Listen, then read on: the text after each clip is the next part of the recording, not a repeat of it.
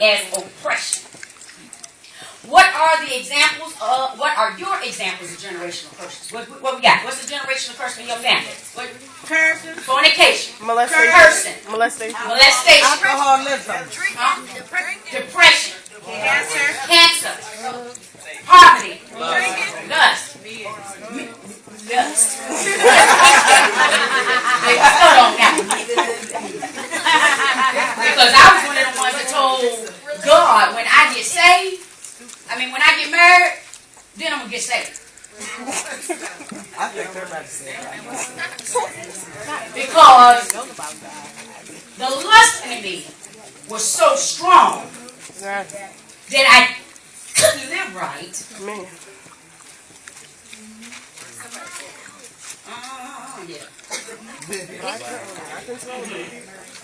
I couldn't live right because I was putting a man, not any, but let's get this right, not a particular man, just man. I was putting man before God. A 5-minute reel, 10-minute reel, 15-minute reel before God.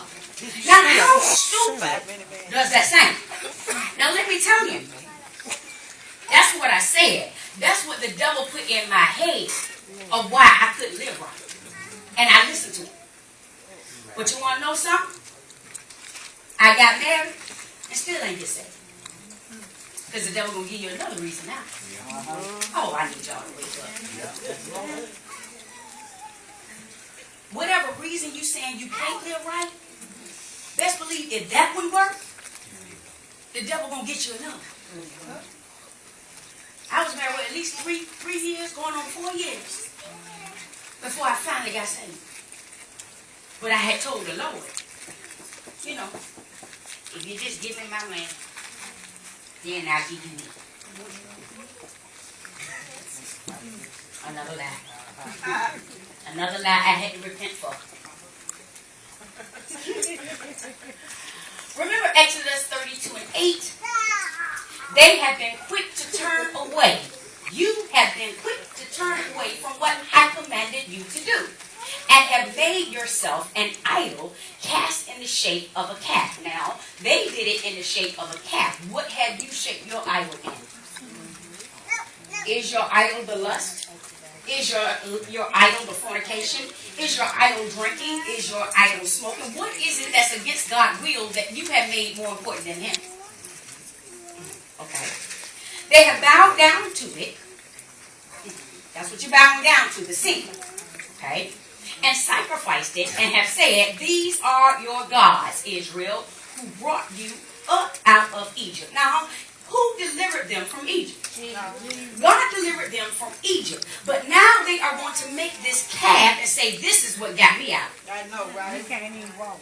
You know how God spares your life and helps you through school, and then you try to take the credit for it? I got me through school. If it weren't for my man, my bills wouldn't be paid. So now he's your God?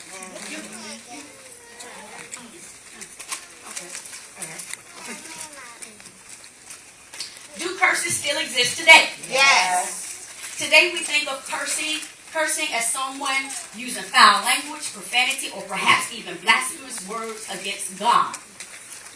Our definition usually goes along with swearing. This is a form of cursing, but it's a small portion of what curses mean in the Bible.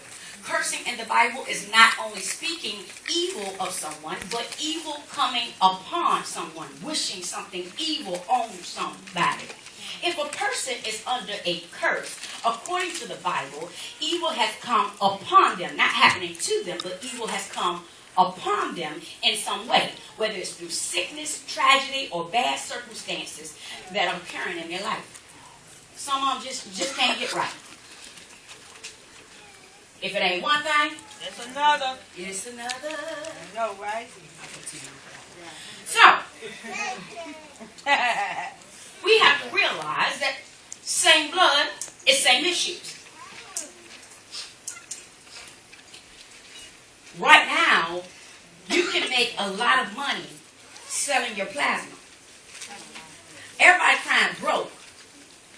But you can have an extra $280 a month in your income just by selling plasma. You can get a car and let selling plasma pay your car note every month. Really? I didn't sell no plasma. I'm just playing. You see, it's $40 for you to donate plasma. You going They to give do you like, $40 every time. you can do it Right? every 3 days, right? And you can do it twice a week. Yeah. Now, I don't want all y'all, going out there and just, coming like bragging, you know what I'm saying? Coming all stuck up. But they won't let you do it but twice a week.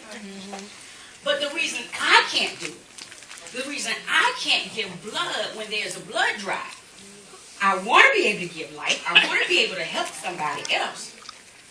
But if they get my blood with my issues, they're going to have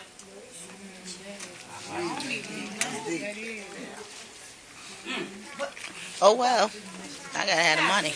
Don't they test it first, though? they test it. Don't test it for But issues. everything doesn't come through. Oh my goodness. There are some things that slip through the cracks. Nothing is 100% because nothing is God. So then when I needed to have a blood transfusion a couple years back, I thought about that. I don't want nobody else's blood. Y'all remember y'all was in church, I had to preach that revival and I couldn't go, I was in the hospital. Y'all went over there with Prophetess Goodlow and I was laid up in the hospital. The doctor said, you need a blood transfusion. I said, nope. I'm believing God. I don't want nobody else's blood in me. I'm believing God. I said, AFC, y'all better be praying for me. I don't want no blood transfusion. About 12 o'clock, they came back in there. By then, Bishop got back to the room and said, Ms. Bowman, you need a blood transfusion. Nope. I'm believing God. Yes, that's what I told them. I went to sleep. They came in the room at 4 o'clock in the morning. They woke up Bishop and I, and they said, your blood has dropped so low that if you don't take a blood transfusion right now, you're going to die. You know what my response was? I ain't get to respond. Give it to him. That's when he stepped in. Give it to him. That's right. But I didn't want it because in my head, wherever that came from, Yes, Lord.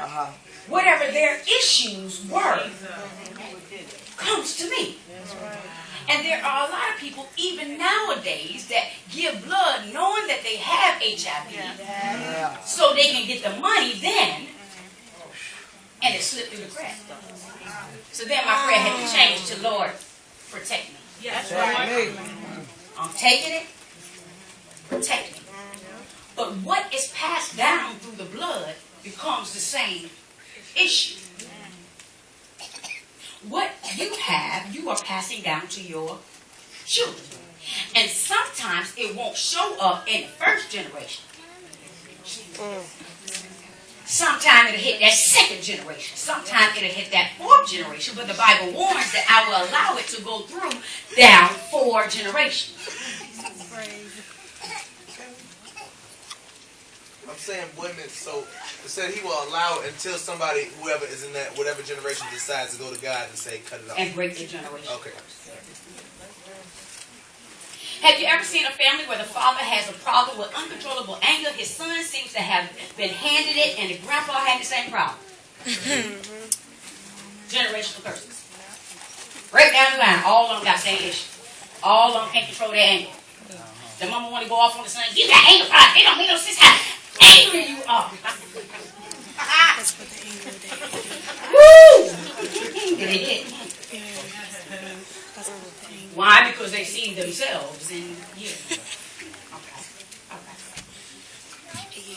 Or have you noticed that not only do you suffer from something such as persistent, irrational fears or depression, but your mother and her father also suffer from it as well? There are many people today who are living under bondage that the sins of their forefathers have brought them under. What does the word teach us? The Bible mentions generational curses in several places. In Exodus 20 and 5, Exodus 34 and 7, Numbers 14 and 18, Deuteronomy 5 and 9. All those chapters you can go and read on your own, and you will find out about generational curses. God warns that he is a jealous God, punishing the children for the sin of the fathers to the third and fourth generation of those who hate me. So a lot of us don't want to say we hate God. But the Word of God says that we have to love one and hate the other. And so whichever one we are following, then that's the one that we love. And the one that we're ignoring is the one that we hate. It's just that simple. Now, a lot of people in this room will sit here right now and say, no, I don't hate God. But what you have to realize is that actions speak louder than words. You can tell me I love you all day long, but if you ignore me and spitting in my face, that's not love.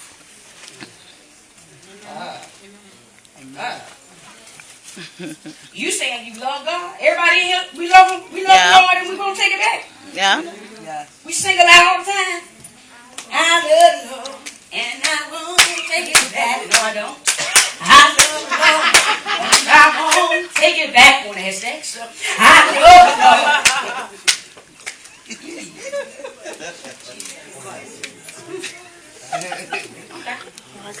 So some of us need to recognize that our actions are showing God that we hate Him.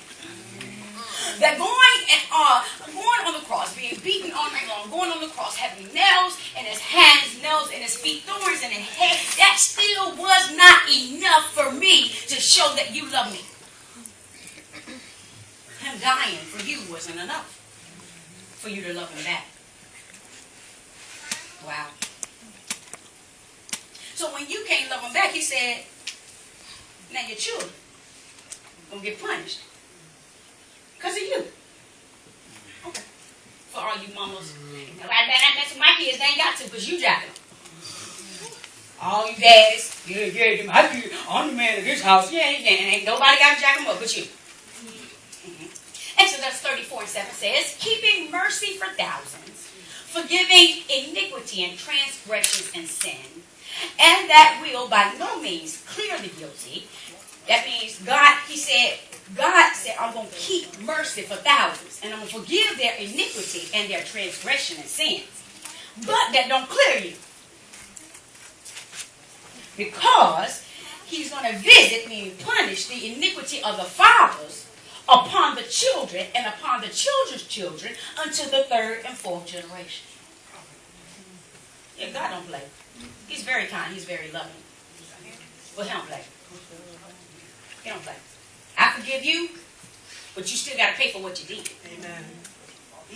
Amen. And your children still going to pay for what you did. So you saying you love them, but what are you showing them? Yes, sir. So that means even if I do say, God, I live for you, I die for you, I'm still going to be paying for that. What's the name? You're still going to see some of the generational curses come up in your kids. I live for the Lord now, but I can see the stuff in my children now that. So then, what can you do about that? At that point, my child has the sound decision with me letting them know this is what the generational curse is. I was too late for you, but you can save my grandkids. See, that's why it's important for somebody to get right and start teaching. It's important for somebody to get right, start teaching, because Shelley suffers with depression now. Okay, because I had Shelley still in my sin, still sinning while I was raising Shelley. Understand? But I have the ability to show her now. You see how Mama got issues with this? You see how you have issues with that? If you live right now, my grandbaby won't have those issues. Because you will break the curse before you produce. Hers would never have to deal with it if she breaks the curse before she reproduces.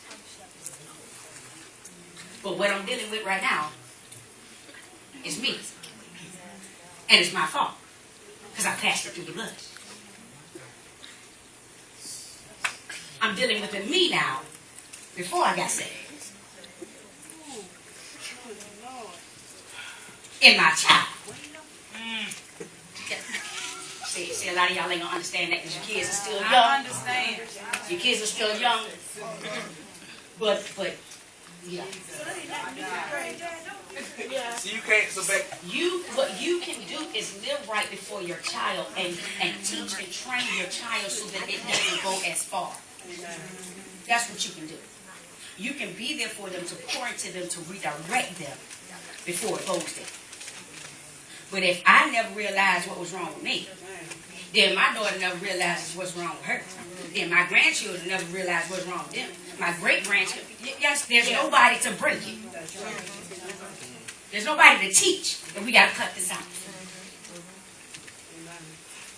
Now, them twins, I would say sanctified and pastoral by the time I had the twins. They ain't a bit more depressed than that.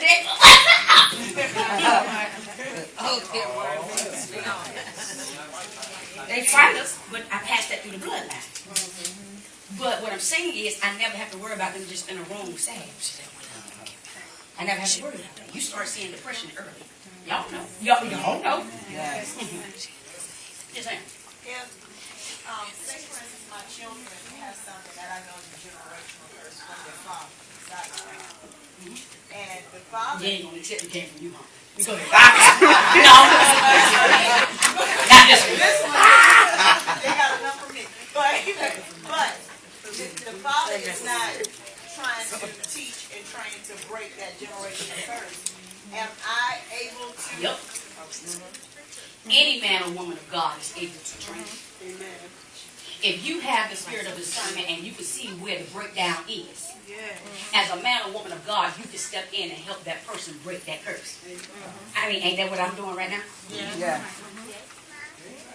Your mamas and daddies ain't here teaching you how to break it. Right. But God will put a man or woman of God in your life to teach you how to break it. That's how much you love you. Ain't that something? Yeah. That's how much you love you. Lamentations 5 and 7. Our fathers have sinned and are not, and we have been punished for their iniquities. So for anybody who's in here kind of like, what do you mean? I ain't never heard of I got to pay for what they did. Here's your scriptures. Go research. Go study it. Okay? I've read them. It's more than learned behavior. A lot of people say, no, you got anger issues because your mama showed you how to be angry. There are some people that are trained to be angry people. But we're talking about stuff that you have no control over. We're talking about that stuff that, y'all know what I'm talking about. When it's stuff that you know is wrong, but at that you can't stop yourself. yep. You in the middle of full-fledged telling them about they self. And you like, why is this car out my mouth? I just can't. And you really can't stop it. Some people say they can't stop it and they can. But I'm talking about, see, because the generational curse comes along with spirits that will make it impossible for you to stop.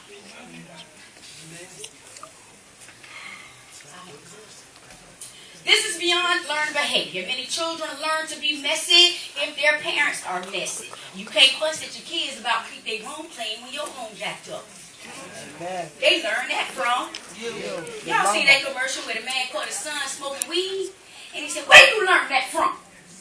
I learned it from you, Daddy. So Daddy want to blame it on the boys in the street. No, you sitting up in the house getting high when the kids is asleep, thinking that they don't know what's going on. I learned it looking through the door at you. Amen. Yes, sir. So, when you having a child, like, if you see your child, like, growing up, say it's a boy acting like a girl or a girl acting like a boy, how you stop that? You start praying against the curse.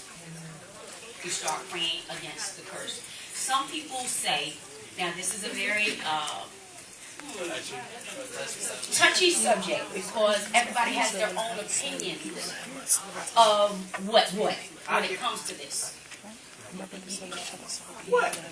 Little boy acting like a girl. No, I mean, I dealt with that. I ain't gonna lie and say that as a child I didn't deal with that. But what we're saying is, whether it's biblical or not.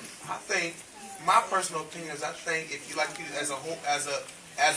if your father was whorish or I don't know how to say it, then you pass that you let your child be what's it called?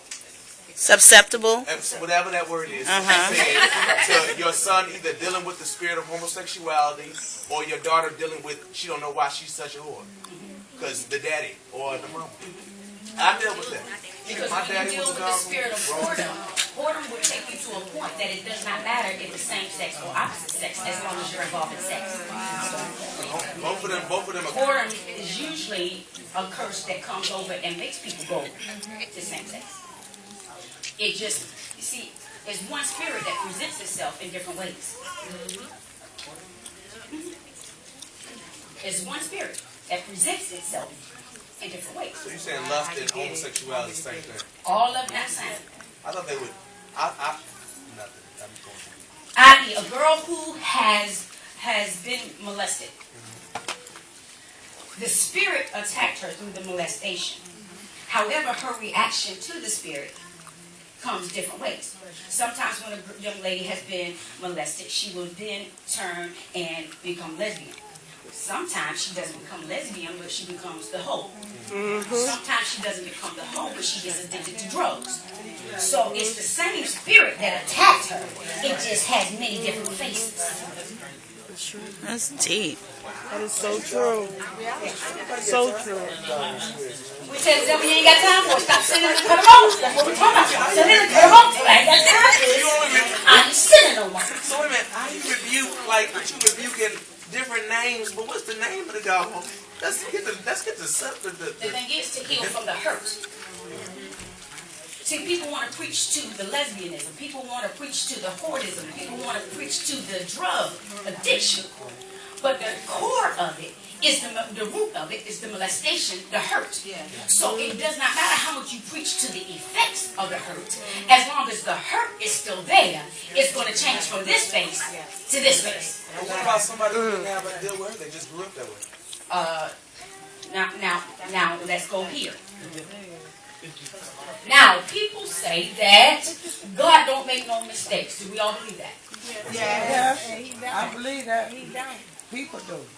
God does not make any mistakes. So then what happens when a male is born with female tendencies? Not learned behavior. Not someone touched him or invaded him, but they're Like a Marthodite. Hermaphrodite. like a hermaphrodite. Mm-hmm. Just a regular guy. You said Or that. they don't have to be a hermaphrodite. They can be Get off my video. just a regular guy, but born like that. Now, a lot of people say that can't happen. However, I beg to differ. Me too. Because I grew up with a person that it happened to. I know one. Now, let me tell you. Personal experience. I love my brother. God knows I do. But he's going to hell if he don't get himself in it. That's right. I remember since I was a little girl that at Christmas time, Mom would get footballs for him, and she would get doll babies for me. And I'd get him my doll babies, and he'd give me his footballs. That's right. That's right. That's what he wants. Since I was a little girl. That's right.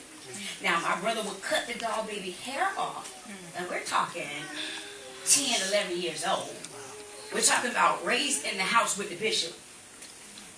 You know, ain't nobody doing nothing. Okay? Well, to this day, what am I? To this day, That's right. my brother is 47 years old. 47 years old. And to this day, he does not have to shave. You don't. You don't. Because he's a man, but he does not grow any facial hair. He does not grow hair under his arms. He has my mother's face on him. Just her face put on a man's body. He talks like a female and doesn't have to try. His voice tone is just, He don't have to try. He don't have to disguise his voice. That is his voice. That's right. And he's a great singer. He works on the cruise ships in Europe, traveling from cruise ship to cruise ship singing because his voice is so awesome.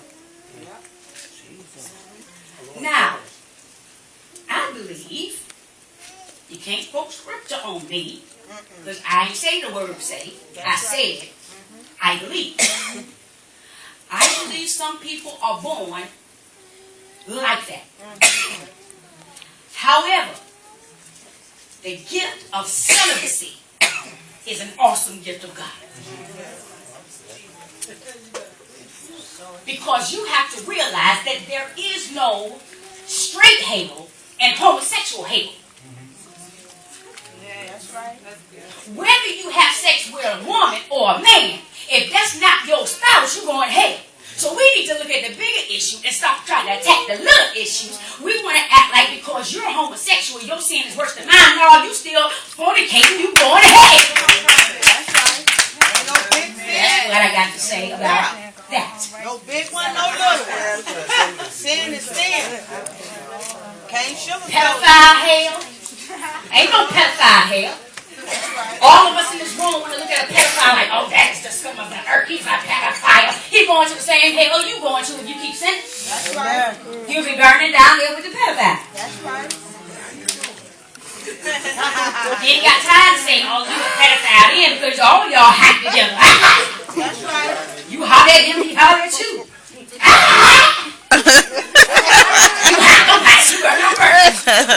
What are you doing here? What you got, 200 degrees? I say I must have 300 degrees. No, y'all all got the same degrees. Fahrenheit. This is a spiritual bondage that is passed down from one generation to another.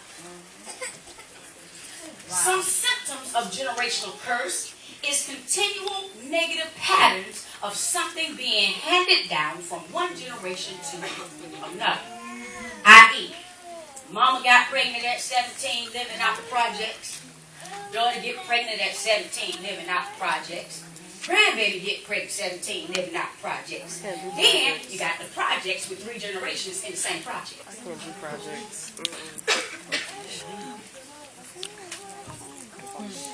Now, sometimes you might not be in the same project, but you're still in the project. They all still living in poverty level. The curse of poverty is over the family. Can't nobody get up.